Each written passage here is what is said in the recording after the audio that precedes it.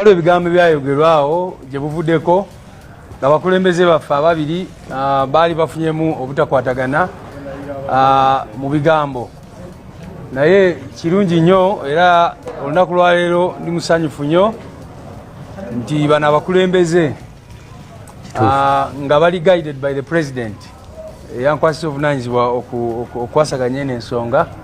Olunaku lwaleero bamitinzemuko era ne balabira ddala nti baluganda nga bono bagenda okwogera nga tewali na buzibu bonna bonna baddewo, era tekyali badde kyetagisa nakunnyonnyola abantu, naye jasa okuba nti abantu oluusi balina ekifaananyi kirala kye balina kwe kulowooza nti bali badde boogera ku nsonga eyo, eggwanga ne litegeera nti ffe tuli National Unity Platform, teri buzibu bonna bonna mu nyumba yaffe. Sebo Honorable, ndi musanyufu nnyo SG ne President okubanga ensonga eno mugikwasaganyiza. Wayiso ono muganda wange nnyo ate ebbanga ddene si leero, n'olwekyo nyinza okubanga bye nayogera nabyogera nga nabyogerera mu busungu. Manyi buli lwoyogera mu busungu oyinza okuwunzika nga okoze ensobi. So muganda wange Wayiswa, nkwetondera Sebo, nkwetondera. Ffe tuli National Unity Platform, tuli omuntu omu kuba wadde watandisa tokozesa ensonga eno okutwawula yawula. Kakati ebigambo ndowooza bibaweddeko. Ono muganda wange ndi ebimu ku byendi lwaye ne lwakuba nti obusungu bwe bwagiraawo nenzijja nkola statement etaali nnungi. Muganda wange Wayiswa, muganda wange nsonyiwa era ndi wano okwetondera nga nsaba muganda wange tutambule kuba gwe mu kibiina oba mukama wange Sebo. Njagala kwebaza abakulembeze b'ekibiina kya National Unity Platform naddala President waffe ne Secretary General olwa guidance ennungi mu nsonga zino. Ssegirinya Muhammad ono Muhammad kyabagambye kituufu, tuli baluganda. Nze naye mu kibiina kya NUP ffe bannabyabufuzi abedda abakuze nga bw'omulengera nga adduka nga hayi yadduse mingi, so bingi bye tubadde tusharing okuva emabega nga bibadde tebiyinza ate kufattoge ebirungi bye tuzimbye emyaka gyonna. Nze Ssegirinya abasinga tebamanyi, naye tewaliwo nsonga nkulu ebeera mu bulamu bwe nga sigiriimu ebbanga lyonna okujjako eno bwe yali nti yaliwo nensangawa mitala, naye ebbanga lyonna Ssegirinya abankwatako ensonga ye yonna naye akimanyi, era namanya nti kyalimu obusungu, kyalimu n'okuba nga mulimu abantu abalala bayinza okukwata mu time enfu ne bakuteeka mu story ate nga bannabyabufuzi ebyo babikozesa nnyo nga advantage. Mwena mubamanyi, naye nze Ssegirinya mu muganda wange yemwagaliza abimanyi nti bingi n'okusukkako. Ate tuli ffenna ku platform ya maanyi g'abantu, tetusobola kubanga twesacrificinga each other nga ate tuli mu kulwana kujjako nakyemalira. Eddoboozi lya Ssegirinya limanyiddwa kyeriyinza okukola nga liyimiridde ku nsonga, nabwe kityo tetuyinza kubaamu na personal issues. N'ekisinga okubeera ekikulu, nze ndi mulongo, Ssegirinya togenda kufa. Abantu abalowooza nti Ssegirinya agenda kufa, ekyo nakyo kinune kufu, kubanga Ssegirinya akomawo kw'aboobwe tujja laba nti tutambuliza wamu, tewali kijja kukaluba kubanga amaanyi g'abantu kye kikulu. Ate emmundu yonna bannayuganda tugane kuzeetunuuliza, kati nze okujja okwedifendinga nti nedifendinga ku Ssegirinya kimenya nnyo buli muntu abawuliriza. Tulina kubanga ffenna twatakinga nakyemalira. Ssegirinya bwamulumba nange ne mulumba, Lewis namulimba, tumutayize. Akuba ku lubuto akube, akuba ku mutwe akube, akwate ekigere akoleki akwate. So lunaku lwanjawulo nti ndi ne muganda wange Ssegirinya era mwagaliza okwongera okuba strong. Ngenda kukuleetera era Sebo mu phase 2 ebibala ebyebusoga eyo bikuyambako. So kyakabi nnyo, mwebale nnyo, kyakabi nnyo. People power, our power, people no power. NUP everywhere. NUP. Hello, ndi Mukyabanaye, balamusizzaako. Okusooka ntuusa okunyolwa kwange eri abafiirwa ab'omukulu Ssegirinya bambi Honorable omugenzi. Kitalo nnyo, kitalo ddala, nsaba Mukama atugumye. Buli amumanyi, buli mukwano gwe tugume. Mukama yagaba ate era yajjawo. Ekirala bannange, nange ntuusa obubaka bwange eri abantu. Kimbeeredde kizibu nnyo kyali kizibu nnyo okuta oluyimba Ssuubi naye nenduta, thank God. Then nekimbeera kizibu nnyo okuta kola video for some reasons. Nga bwe nabagamba nti oluyimba olwo 90% was based on a true story. It was really hard. Mmanyi mwena tekitegeeza ekintu ekikwata ku feelings ez'omutima. But anyway, thank God oluyimba nalukoze. And ndowooza eno ye perfect timing. Bwe mba mukebeddeko ku YouTube channel yange naluschedulinze at night. Nawutaddeyo at night. However, lugenda kutandika okulaga ku Friday ssaawa 6 ez'emisana. Naye nga mu kulowooza okwange ndaba it is the perfect timing for me to release the song. Bingi bye sigenda kwogera naye vidiyo ejja byogera. Mwenna abayita mu bulumi, kufiirwa, kubonaabona, kukaaba, obulumi bwonna obwa buli ngeri. Mostly abakyala. Mukama atugumye. Waliwo essuubi, tofiirwa ssuubi. Tofiirwa ssuubi. Lulikya nga tonnafa teweevumansa. Mbaagala nnyo ku Lwokutaano luno essaawa 6 ez'emisana oluyimba lwaffe Ssuubi lugenda kuba lufuluma ku YouTube channel yange. Mighty's name. Yeah, man. I'm sure many of you have already received the terrible news.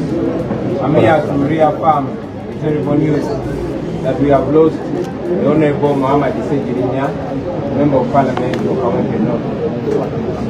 Sejirinya has been and will remain a comrade. We all know the circumstances that led to the chronic illness and final days of Sejirinya. He endured prison, unjustified prison, endured torture. He always complained, but many people used to take it for a joke until they can't take it for a joke no more. Very sadly, we lost Mama Sejirinya. We condole with the family. The tentative program is that we shall hold a vigil this evening, beginning at 4 p.m. at the National Unity Platform headquarters. We shall spend the night there with our brother. Tomorrow, Sejirinya will be honored in the Parliament of Uganda, and we shall also proceed in the afternoon to hold prayers for him at Mbogo Mosque. Thereafter, we take his body to his home. Burial will be tentatively Sunday in Masaka, as requested by family. We understand that Muhammad Sejirinya is a Muslim. He was a devoted Muslim, and we respect the Muslim religion. However, his family has requested the leaders of his religion to allow his relatives, brothers and sisters, that we bury Sejirinya on Sunday. Basebwe ne banyabo, kitalo nnyo kitalo ddala. Bangi kumwe mwawulidde dda amawulire naye ndi wano kakasa amawulire ag'okufa kwa muganda waffe Honorable Muhammad Sejirinya, MP wa Kawempe. Mwenna abasinga mwalaba ebyetoolebwa kukwatibwa kwe, kutulugunyizibwa. Oluvannyuma okufa kwe yakukulumanga yemulugunyanga ebiseera bingi, naye kubanga yali musaazi bantu bangi balowoozanga Sejirinya yalinga mu kusaaga, naye ffenna tulaba embeera gy'ayitamu emaliza ng'emusse. Kitalo nnyo, kitalo ddala. Ebyokuziika kwa Sejirinya sofa biyimidde bwe biti. Olwaleero tugenda ku Mulumbe era tugenda mukungubagira ku kitebe kyaffe kya National Unity Platform Makerere Kavule tutandika ne ssaawa 10 enkya ku makya ssaawa 3 agenda kutwalibwa mu Parliament y'eggwanga asibwemu ekitiibwa ng'omubaka wa Parliament. Egyo tunaava ssaawa ez'omutuntu ate bamusaalire muzigiti Embogo tunavaawo tugende mumakage nkasanga tijana asula tujja kuvaayo tumutwale e Masaka era nga agenda kuziikibwa lunaku olw'Essande e Masaka endagiriro ejja kuba baweebwa. Tukimanyi bulungi nti Sseggirinya abadde musajja Muisiraamu era nga assaamu nnyo eddiini y'ekitiibwa. Okusinziira ku byalaama ne byayogera ne famire ye n'okusinziira okusaba kwa famire ye naddala nga abaganda be abamu bali mitala w'amayanja nga abasinga obungi batuuka ku Lwamukaaga, famire ye esabye obukulembeze bw'Abasiraamu bukkirize tulindeko baganda be batuuke alyoke aziikibwe kyetutaddemu ekitiibwa. Kitalo nnyo, kitalo ddala abasebo ne bannyabo abawagizi ba Sseggirinya abamwagala ababadde akiikirira naffe bakulembeze banne. Omukama tusaba musaasire byonna ebyamusobako omwoyo gwe agulamuze ekisa ebisigadde tunaba tubibategeeza ina lillahi wa inna ilaihi raji'un. Okay. Deno okunyolwa kwa maanyi nnyo nno. Mukwano gwange Sseggirinya yafudde. Abasawo tebaagala kwogera kituufu. Nva Lubaga. Era gye nsanzeewo saagala balimbelimbe. Musimanye ayina palosi batali ku life supporting palosi ebeereta ku life supporting machine. Waliwo omukulu munene nnyo mu ggwanga yakubidde eddwaliro n'aligamba lisooke libayinga ettaimu summit y'abeggwe kubanga bamemba ba parliament balina summit gye balimu. Bo bakikoze kubayinga ttaimu kubuzaabuza bantu summit y'abeggwe balekendoza balabe ebiddako. Naye Sseggirinya yonna gy'ogenze sigala ng'olwana obutali bwenkanya gwe mubaka wekka abadde ayamba abantu. Ndabye ebibaka bya parliament byonna ng'ogyeko abakobereddewo Erias Lukwago, Joel Ssenyonyi n'Empuuga yakubeererawo, ani omulala yabeerawo Sseggirinya n'Abubeka Kawalyo yatusanga n'atuwa ku ssente. Ababaddewo mwebale nnyo, mwebalire ddala kuba mukimanyi bulungi Sseggirinya abadde mukwano gwange alisobola tanyolwa. Naye ekisinza okumbuzaabuza nti sisitemu y'eggwanga eno yafa. Ye buli kimu esooka kutuusa kuggusa kintu kyayo n'eryoka efa ku muntu wa wansi. Mukwano gwange yafudde mukimanyi, mutandisa kubuzaabuza mbwe ebitundu byafudde kati obwongo bwe bufa omuntu aba akyali mulamu. Bw'ate mulimu kapalosi ate kapalosi kali ku life supporting machine. Palosi ebeereta ku life supporting machine. Eyo ebadde an order from someone big in this government to come and buy time so that bamalazi summit zaabwe munnange baleko balangire nti munnaffe yafudde. Gwe Munnayuganda woli wonna alina kyasobola tubeereremu abaana ba Sseggirinya, tubeereremu ab'ekika kye, tuyambe tujjengamu guno omwoyo byakola bina byabufuzi byonna nga bikayanira akazindaalo. Ebibadde bitamwagala naddala eby'emitima ebinze ngenda baatula ku lumbe nina okugenda nga ndakwatula buli muntu abadde tayagala Sseggirinya. Tukoyama kwenkansamu n'okujjanga ku nnyimbe z'abantu ne mwefula abalumiddwa naye nga mukimanyi muli babi. Bennyini oda bwevudde waggulu baabuza olubulwa mu ddakiika 2 nga bagenze. Twebaza Ssaalongo Erias Lukwago, Rope Joel Ssenyonyi, Mpuuga sikwagala era sitoli mukwano gwange naye wagezaako kyogezezzaako. Twebaza Nuupu ebeereddewo nnyo Secretary General Lewis Lubongo yaweebale nnyo kwagala abantu mu bulamu ne mu bubi. His Excellency Bobi Wine weebale. Nammwe aba parliament abamubeeddewo besimenye mmanyi ne bano benjogeddeko bemmanyi naddala Erias Lukwago walwana nnyo, Luwongo yawalwana nnyo naye amazima mugamanye nti munnaffe yawese babayinga time summit y'abakulu eggwe mirembe balyoke babike. Nze simala googera, nze so first hand information wento nababikira katodo wamanga babuzaabuza ngenze mu ddwaliro abamawulire mwenna mundabye. Statement gye nkoze mu lwaki nkoze video eno ndi nkoze statement okugumya mu ababaddewo naye nga amazima mbadde nnakyogere n'oku live yange kubanga mundabye nga siri mu mudu zoogera olwa mukwano gwange gwe mbadde naye Sseggirinya ekituufu wadde muzeeyo okubuzaabuza musimanyi palosi eri ku life supporting machine ekituufu omuntu bagamba nga nti ali clinically dead aba yafudde. Naye olw'okuba tebaagala Sseggirinya nti muntu w'amaanyi agenda kutataaganya summit zaabwe zibalimu ng'ababaka ba parliament n'abakulira babadde balina okubayinga time. Sseggirinya wumula mirembe naffe tusabire abali ku nsi wagano tugamba rest in peace. Sseggirinya fight again until you get justice, until Uganda gets justice. Na bino ebintu byolesewo bibabuzaabuza bannansi obirabye ne gy'oli kimanyi obiraba kimanyi ondaba Sseggirinya wali obaddeko ewange nali mbaddeko ewuwo tubadde bamukwano byonna byonna obiraba byenjogera injustices obufere omuntu akuba bukubi ssimu temubika Muntu akuba bukubi simu tusoke tuguse business zaffe tuyoke tubike. Those are such injustices you have been dying fighting for. Longo live Segirinya. We are here to support you in spiritual and body. Amen. Baganda banga balwanyi mwenna okusooka inna lillahi wa inna ilaihi raji'un.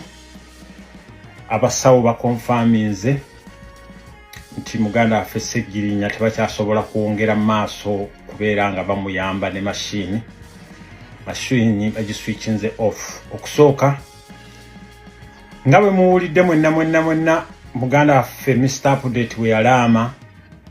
Mr. Update yabagamba temubutayipingira bu RIP. Mr. Update Segirinya yabalambira n'abagamba temumugamba nga nti rest in peace because obusajja bwamutta. Obusajja obwo bwamutta. Obusajja bwamutta ng'ate bukyayongera okutta. So baganda bange mwenna Mr. Update tugenda muziika biidhinillah nga bwe mugenda okuwulira preparation bwe zigenda okubeera nga zikolebwa. Naye bwe tumala okuwummuza Mr. Update then aluta continua. Mwenna abaali mu mission eyo nga Mr. Update bwe mwawulira bwe yabagamba.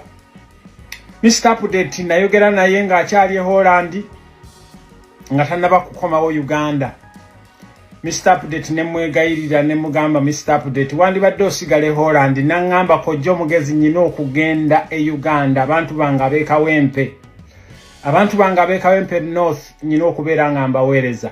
So mu abantu b'ekawempe North mbasaba mwenna ate kati this time mbeere bakambwe nnyo.